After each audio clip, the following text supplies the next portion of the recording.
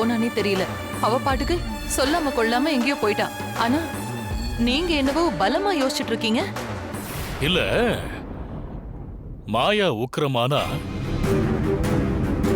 அவளே தான் யாருன்னு சொல்ல வேண்டி வரும்னு சொல்றா. அவளை எப்படி உக்கிரமாகாம பாத்துக்கிறதுன்னு தான் யோசிச்சுக்கிட்டு இருக்கேன்.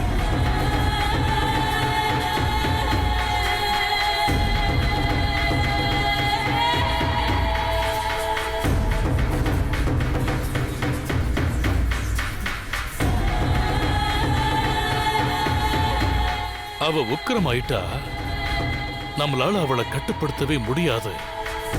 அப்புறம் நாம நினைக்கிறது நடக்காம அவளால நம்ம உயிருக்கே ஆபத்து வந்துருமோன்னு பயமா இருக்கு.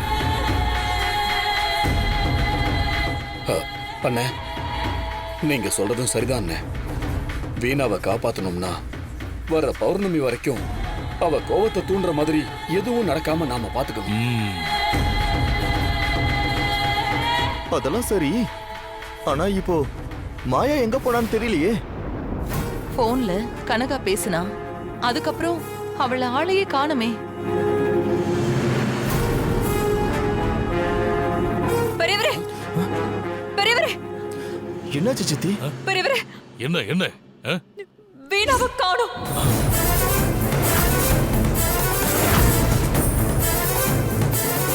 என்ன சொல்ற?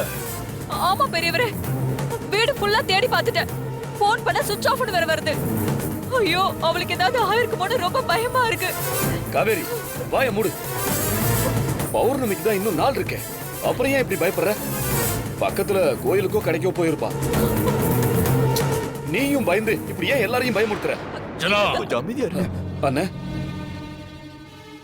காவேரி சொல்றத சாதாரணமா எடுத்துக்காதடா, சாதாரணமா எடுத்துக்காத.